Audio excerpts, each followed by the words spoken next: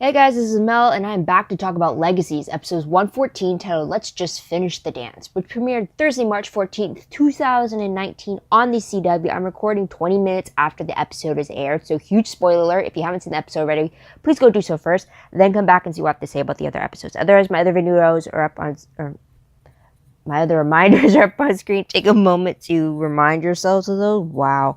Okay, quick shout out to, the latest participant on the any Legacies video, really. I truly appreciate it, you guys, but huge shout out to Maria Lira again for her compelling questions from my 113 video, as well as Erica Sharp for commenting on a little thread happening in the 112 video as well. It's really awesome to get all these questions, or even just to get a conversation going. I really appreciate that, guys. So let's keep up the great work, and I'm hoping we have another one in this episode because there is so much to talk about, and I'm just so amped already. And I'm gonna try to do this in 25 minutes because let's be honest, if I'm able to do this in less than that amount of time, I'll be shocked with myself because I'm giving almost 3 times the amount I should be giving for a video.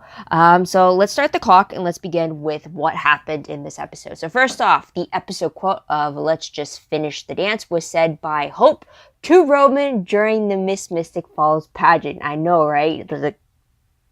You did hear me right. So there's that. So timeline wise though, the start of the episode shows Hope sleeping in Landon's arms. Now, it could be that night could be the same night that maybe Landon resurrected himself and revealed himself as a phoenix, or it could also be a few days after the events of episode 113, just because Alaric has said that he has done some more research about the phoenixes, and I don't know if that, well, I guess with Alaric the same could be said if he's only had one night of research, so that's possible too. So I don't know which one it could be.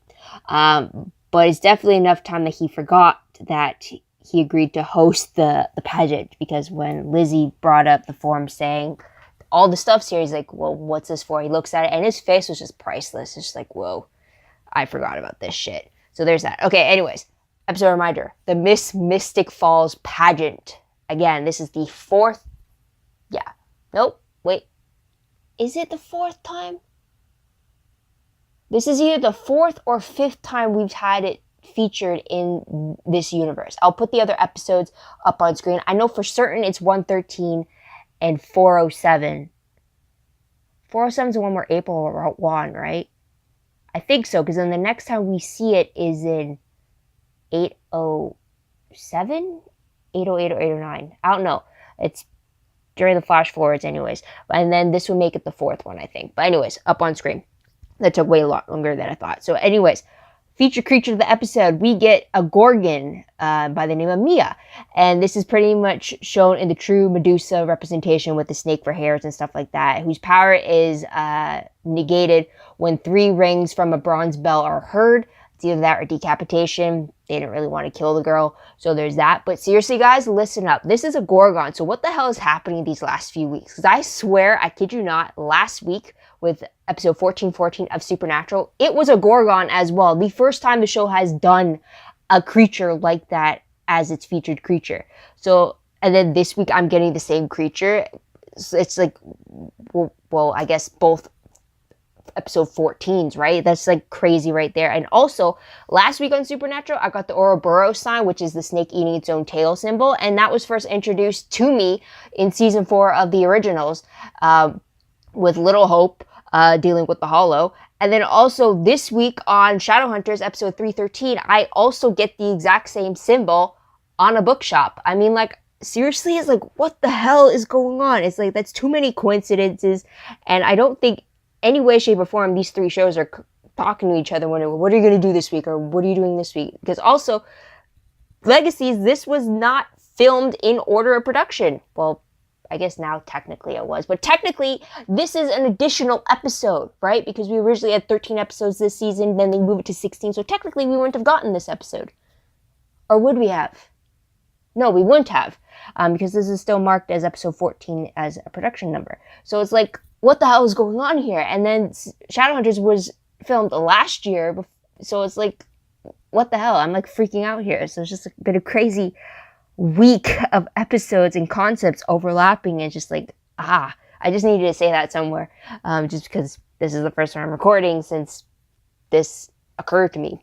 So there's that. So episode breakdown. I'll try not to get too much into detail about it, but there's two storylines I fulfilled, or I think there are. First one being pageant preparations. Second one being full moon fallout. Like my alliteration there? I try my best. Anyways, sorry. So the first storyline, though, with pageant preparations, we see the Salvatore School being the host of it. Not really so hard to believe, considering I think 119 and 4, I think all the previous pageants that we've seen have taken place at the boarding school or at the boarding house. And then this year just happens to be at a school we're seeing it at. So we get to see different aspects of it happening. No, wait, didn't the first one happen at the Lockwood Mansion? Yeah, 119 happened at the Lockwood Mansion because of that whole staircase thing. And then 407 happened at the boarding house, as well as the one in season 8 as well. I think so. Yeah, so anyways, there's that. We see Lizzie dropping out and picking Hope as her replacement, and then training her to be the best contestant possible to win, because the school has never won before. And Hope does eventually win, again, as the first for the school. So there's that. And I'll get into that later, believe me. We also do see Penelope also trying to get through to Josie to try to fight for the crown for herself, because she's also a contestant, but she's a contestant to kind of do inner sabotage to help Hope. So there's that stuff there. Now with the second storyline with the full moon fallout, that's pretty much dealing with the ramifications of Landon's death by MG. So we see MG trying to come to terms with the fact that he killed someone, and then what does that mean for him, and where does he go from here, type of thing. And then we also see Hope dealing with it in a different way, but also it being like a cumulation of things. Like Landon's death is the latest trauma of her life, and since she's always pushed all her trauma down, it's now come to a boiling point, and she's tried to suppress the fact that she needs to actually deal with it to the point that she would have to deal with it. So there's that. The last scene of the episode shows Landon being a prisoner again, but he's in the custody of Triad and Agent Ryan Clark, all thanks to Veronica Greasley, aka MG's mom, who is the one who kidnapped Landon to begin with, when the Gorgon failed to do so. So that was a shocker right there. Because first part of the episode at Triad, when they showed someone being masked and sitting at the pit, I thought Roman for sure, because like he was sending them back to the school. But then when that when they first showed that a Gorgon was on campus, I was like, oh, okay, that's not Roman because he's a vampire. It has to be the new girl that MG has a crush on. So there's that, and then to find out that no, it's also actually Veronica as well as like a backup. It's just like, whoa, there's that, and I'll get to that later. But character-wise though, Penelope, we find out, shocking, is the fact that she's leaving the school. She's going to Belgium because her mom got a new job there. She also name drops the fact that there is a witch-only school there. I don't know if she's saying that as a joke or if it's actually true or not, but apparently the letter that she wrote to Josie in 111, I believe, in that letter actually explains that she's leaving the school. And because Josie hasn't read the letter,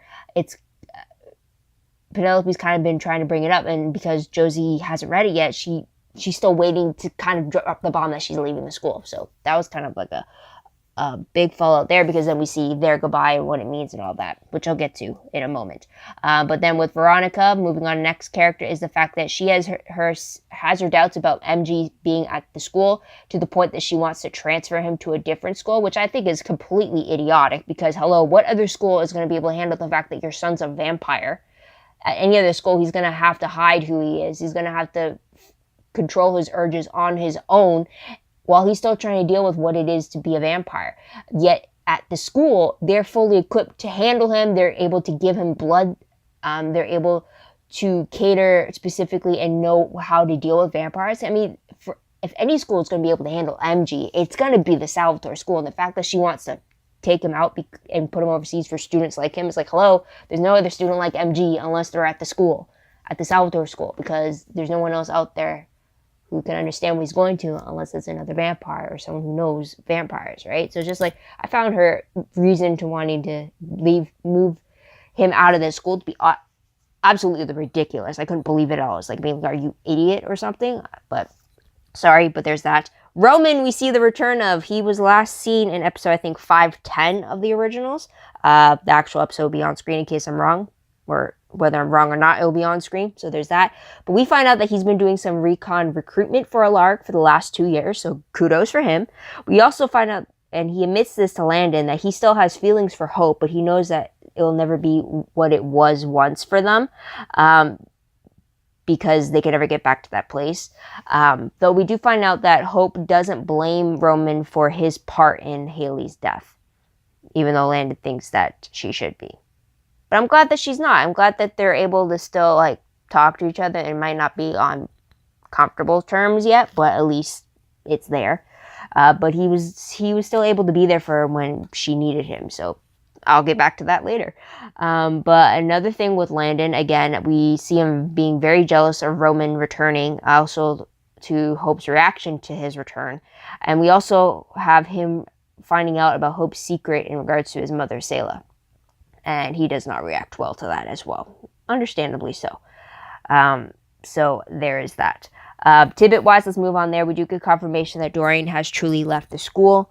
Alark just says that, makes a reference that he's gone, and that's it, when research was brought up.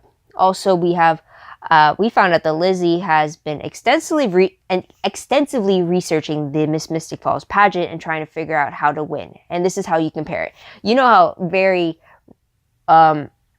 how much of an overachiever Caroline Forbes was, and how she really very controlling on certain things and very like OCD about stuff. Like, she needed to control a lot of things. But she had a binder, a very thick binder of her own research for her pageant. And then you have Lizzie's research, which is a banker box full of binders that are full as well. So it's just like of her research of all the pageants and who won, how they won, how contestants didn't win, and trying to weave the perfect way into getting them to the winner circle, essentially. And it's just like, wow. So there's that. And she shares them with Hope, who's just like, whoa, as well. Also, here's something that's huge. We found out that for Christmas, Penelope gave everyone at the school pens that were spelled to copy and log everything that they wrote down into one book that Penelope would read, which exposed many people's secrets. She admitted that I have read everyone's diary.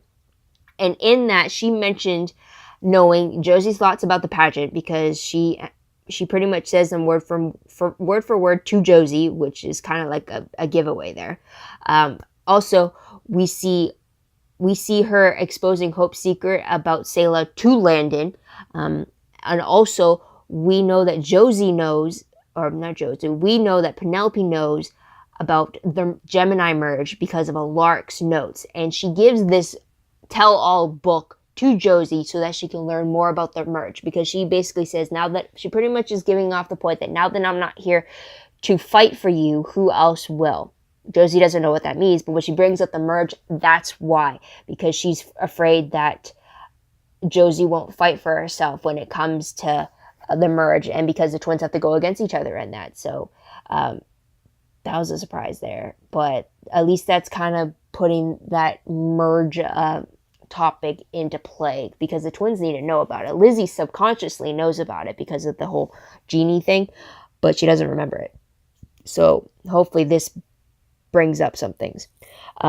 Also, Raphael and Caleb weren't present in the episode, but Caleb was mentioned as being a part of MG's therapy with Emma and trying to deal with what happened with Landon. So there's that. And moving on, most shocking moment of the episode, I won't get into it, but I'll just say Veronica being the one to kidnap Landon and bring him back to Triad, that was a shocker right there. I was not expecting it at all, and I'll leave it at that. But yeah, let's move on to top 3 favorite moments. There's no way in hell I have 3 favorite moments. There's more than that. You got to be kidding yourself. So first major one, I will say, is all the pageant parallels. Now let me tell you what I found, and then I'll kind of dabble my thoughts into it there. So first one being Hope wearing blue. First off, that's exactly what Elena wore in episode 119 of the Vampire Diaries. But also, the kicker here is that not only is she wearing blue, she's wearing Caroline's dress from episode 314 of the Vampire Diaries. When I saw the promotional pictures of Hope in that dress, I was like, that dress looks familiar. And then just randomly going I don't know how I came across it, but like on my feed, you know how when on Instagram, if you follow the was it CWTVD page, they keep throwing throwback photos of old episodes, right? And they did that for Dangerous Liaisons, where it had, I think it was Caroline dancing with Klaus during that event, and she wore the blue dress. And I was like, wait a minute, that looks familiar. And I go back to see Hope's dress. I mean, it's not exactly the same, but they did mention in the episode, like, we can alter it to fit you. And I was just like, that is her dress. Now, here's the thing, though. It's a favorite. Not only are they bringing back, like, callbacks to Caroline and the dress, but also I completely forgot that Klaus was the one that gave Caroline the dress. So when Josie revealed to Lizzie how Hope would be devastated to find out just who gave the dress to their mom, I burst into tears at that realization. And then Roman told Hope the fact that apparently your father gave the dress to their mother. And then Hope just like realizing in the words of like, my dad picked out this dress. It was just like a full flood of tears because I totally forgot about that. I was being so excited the fact that they're reusing Caroline's dress. They're bringing a callback to it. And then I completely forgot the fact the guy who gave it to her was Klaus, who was Hope's father. And he's dead now. And yet she's wearing the dress that he picked. It's just like, oh my God. That was just like, I was with Hope in that moment. I was crying. I mean, not as much as she was, but I had tears in my eyes. I was choked up. It was just like, oh my God. I was just like, I can't believe. Now thinking back on it, it's like, I can't believe I forgot about that. Like, he bought her the dress when he invited her to the Michelson ball that welcomed Esther. And, like, she refused it, but then she didn't have anything nice to wear, so she ended up wearing it. And that's when he ended up drawing a picture of a horse for her with her in the gown. And it's just like, I can't believe I forgot that. It's just like, oh my God. But yeah, that brought me to tears. So that's one parallel segue there. Another parallel was the fact that Hope's original escort got replaced. Now, you know that, which is the exact same thing as what happened with Elena. So with Hope, she originally was supposed to do the pageant with Landon.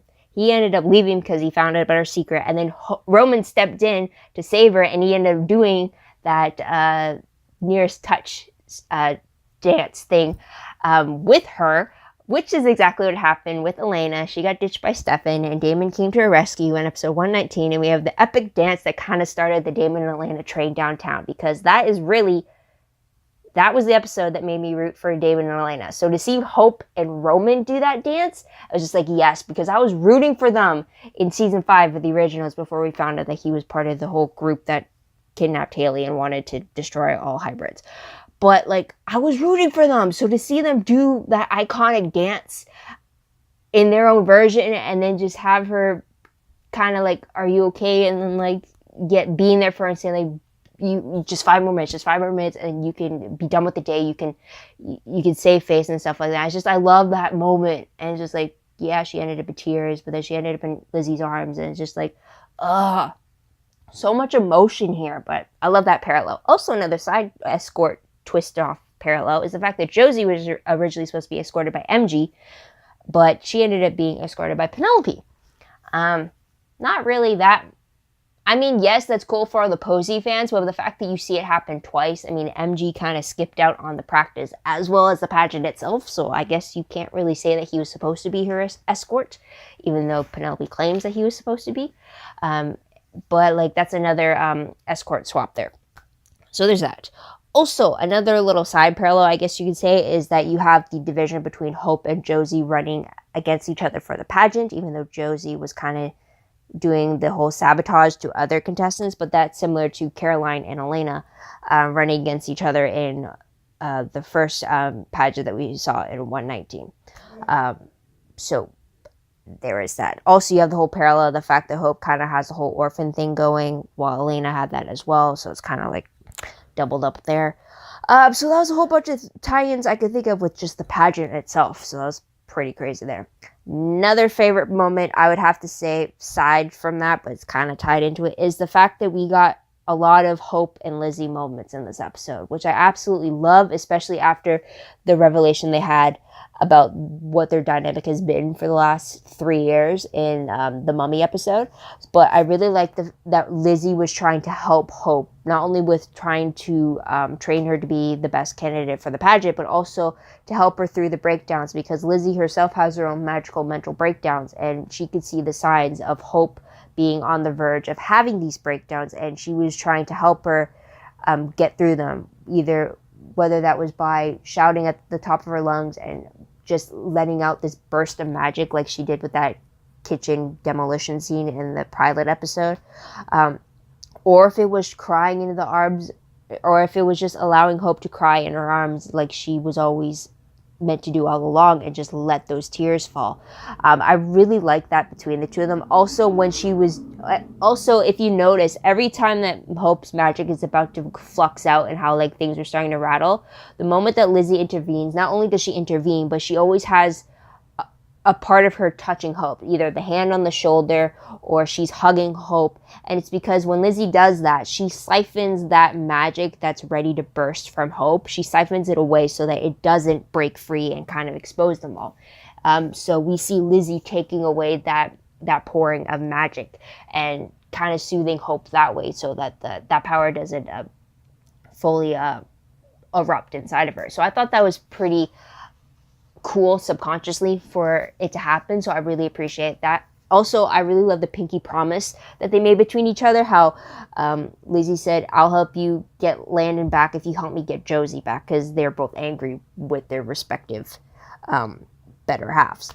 And I just love the pinky promise between the two. I really love the dynamic between the two of them. It's just like, it was so different from what we've seen them being so hostile with each other previously. But I truly believe during spring break, they needed that understanding that their hostility was because of a misunderstanding. One thought that the other had done something, and the other was feeding off of what the other person was thinking that they did. So when they had cleared the air, this is the type of friendship they could have had all along. So it was just really great to see them getting along, them listening to each other when the other had advice. It was just like, I was loving it. I wasn't expecting to, but I was just like, yes, I'm like full on board with this. So it's like, kudos. But then I could also see why Josie would have been worried in the past about Lizzie stealing away Hope when she had a crush on her. So I could see why, but like, I really love the dynamic here. So there's that. Another favorite I did have for the episode was Josie confronting Lizzie at the pageant.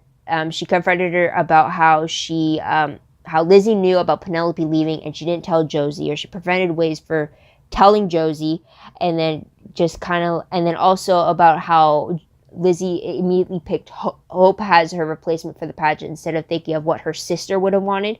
And Josie wanted to be a part of the pageant. Everything that Lizzie was giving Hope to do, to say, to wear was something that Josie would have wanted. I mean, Josie would have loved wearing their mom's dress, but instead Lizzie gave it to Hope to wear. I mean, yeah, it had a sentimental connection to Hope later on, they both realized, but like, she definitely, I don't like the fact that they're fighting, but what I liked about the fact was that it was this moment that really cemented into Lizzie just how angry Josie is. She even told Hope, like, I've never seen her this angry at me before. So it just really hits home to Lizzie just how much she screwed up in regards to how she handles, or how she manages her relationship with Josie. I mean, even when Hope was asking Lizzie about like how she was able to know the words to say when she was on the verge of a magical breakdown, and Lizzie admitted that it's all the things that Josie has done for me. And just like, you can kind of see the realization in her eyes that Josie does a lot more for her than she realizes, or that she takes for granted for. And then her fight from her earlier on kind of cemented it when she realized, when she was with Hope, that I really screwed up. So I like the fight because it definitely brought up a lot of things. It definitely brought up Hope's curiosity to have Roman eavesdrop with his vampire hearing, and then to find out that about Klaus and Caroline type of thing with the dress. But like, I really like that with the fight between the twins, it definitely highlights what needs to be fixed. Like the fact that you're taking advantage, the fact that you're disregarding your own twins' feelings, and just how like that's enough, like I can't do it anymore. I really appreciate that. Okay, so moving on to top 3 Peach moments. First one being Penelope reading everyone's journal through her spelled pens and then using that information against people. I mean, that seems like such a move that she would make, but then I'm also peeved by that because like that's something like, it's people's business. Just stay out of it. It has nothing to do with you. Why do you have to spread why do you have to spread other people's secrets? It's like, no. And so that's what irritated me there. Although it definitely causes tension between Hope and Landon. Only thing I would like about it is the fact that if it brought awareness to Josie about the merge, then like, okay. But like, if you're just spilling people's secrets just to tear other people apart, then like, no, don't do it. So there's, especially when she's never spoke to Landon before and she only does it because he had free booze, and then she wanted to just set the record straight. It's like, oh, your girlfriend's not being honest as you thought, and then here's why. No, I don't approve.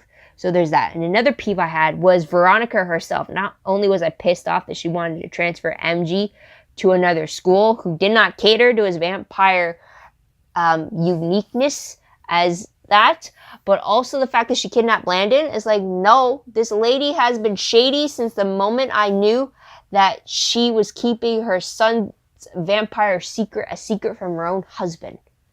Willing to have MG believe his father hated him and not tell him that, no, it's because he doesn't know that you're still alive. It's like, no, this lady is deceptive. I should have realized there was something more to her. The fact that she kidnapped Landon was a surprise. He had a huge peeve, but I guess it's up to her character. Character I don't like already.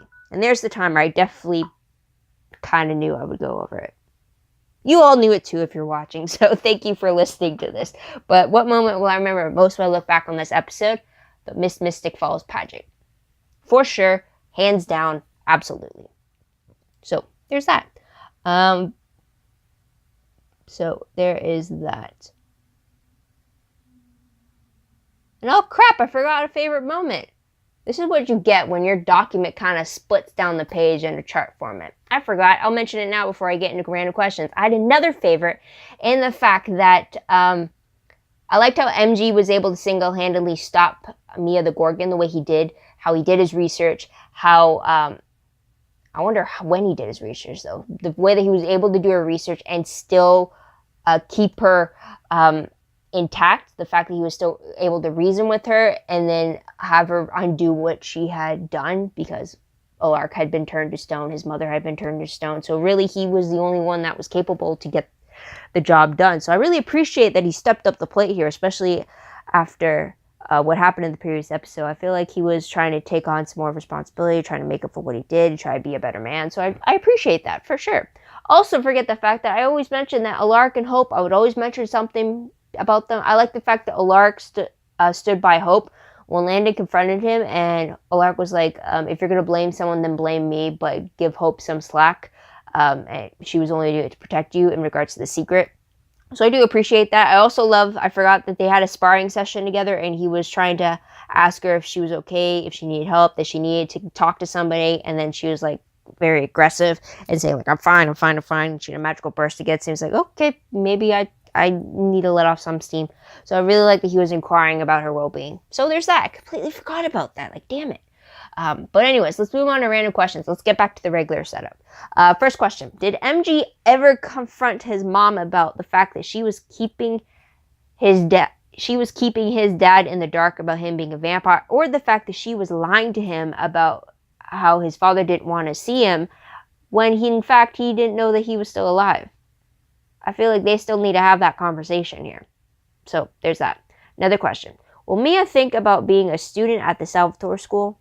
Would Olark allow it? I mean, if you allow Landon to go to the school, you should let Mia go to the school. I mean, it's only fair, right? Just as long as she doesn't, like, turn against the school and stuff and other students, right? I mean, by all means, there's that. Also, another question. Do you think, now that we know that Veronica is tied into the triad, so do you think that might be a reason why MG became a vampire when he did? Or did she actually know about vampires before he turned, or did he turn into a vampire and then got involved with triad? I mean, like, what's the lineage there? So that's a question. Last question. Is Roman staying, or is this going to be a Jeremy thing when he's doing off-screen work for Olark in the school? Because, I mean, I'm all for him and Hope getting to know each other again and kind of like mending fences. I'm all for that. I'm also all for Hope and Landon as well, but like, I want to see Roman coming back every now and then. I mean, I'm fine with it. Sure. he definitely knows a little bit more about what happened in New Orleans and kind of knows just where she comes from, if you know what I mean. I don't know, I just really like Roman. I feel like he could do a lot of good, or he can, I mean, he's definitely a lot older than Hope, that's for sure. Coming from the 40s, I think. 30s? I don't know. He's been a vampire for a long time. So I get why maybe he won't be at the school. Because, like, they're still supposed to be school-aged creatures. But, yeah. Anyways. Moving on to the promo for the episode. Apparently there's a mud monster that is after Landon. Apparently we see Josie attacking Lizzie, which is surprising there. And then we also see Raphael getting ambushed. I can't tell if he's being ambushed by the pack or it's just other random students. But anyways, for the promo for, or not promo, for the synopsis for the episode, let me just pull that up right now. Forgot I didn't write it down. Okay, so it says, when the fallout of Hope's actions leaves her and Landon on the outs, she turns to Lizzie for help making things right. Understandably so, as we saw the ending of the episode here. Also, meanwhile, Landon uncovers secrets about his past, while Josie looks into a secret that Alark has been keeping. So Landon has to be uncovering secrets when he's stuck at Triad, and then Josie has to be looking into the merge thing. So, alright, this is going to be good. A lot of secrets are be pouring out. Maybe we'll get a little bit more setup for season 2, since it's this episode and then it's the finale. So I'm excited to see what happens next for sure. On to other news as well. Since the season finale is happening in 2 weeks, it's supposed to be on March 28th. They did release the schedule for Supernatural, and apparently there is no new episode that same day. So I'm thinking about maybe recording a live reaction about me watching the finale, kind of like what I did with the pilot episode. So we'll see how that goes. Last time I tried to do a live recap taping, I had a huge mess up with uploading the file to my own device before editing, so we'll see how that goes. So hope you check that out. But otherwise, I think that is pretty much it about the episode. So let me know what you thought about it, what you think is going to happen in the next 2 episodes in the comments down below. Also, don't forget to like this video, subscribe to my channel, and check out my other videos if you haven't done so already. If you want, check out my Tumblr page. The link for that is down below. I read blog promos, web clips, quotes, gifs, synopses, news, all that good stuff, all found in one place, so go check that out. A little behind, but I will catch up for very soon, hopefully. Also, WordPress account link for that is down below. Anything I post online is connected to WordPress account. It's a work in progress. It's more detailed, but I'm slowly getting back in the hang of it, so check that out as well. Also, that is pretty much it, guys. Thank you so much for tuning in. Thank you so much for your patience. I'm so sorry if I'm a little more upbeat than usual because, well, I'm just excited. I'm going to convention tomorrow, and it's just been a long time coming, so I'm super excited to get back into that scene. So I'm a little hyped up right now. But otherwise, guys, I hope you come back next week to see what to say about my next episode, or otherwise check out my other videos while you're waiting for that. But until then, guys, this is me. Wishing you all a great day, great week wherever you are. Have a great day. Bye.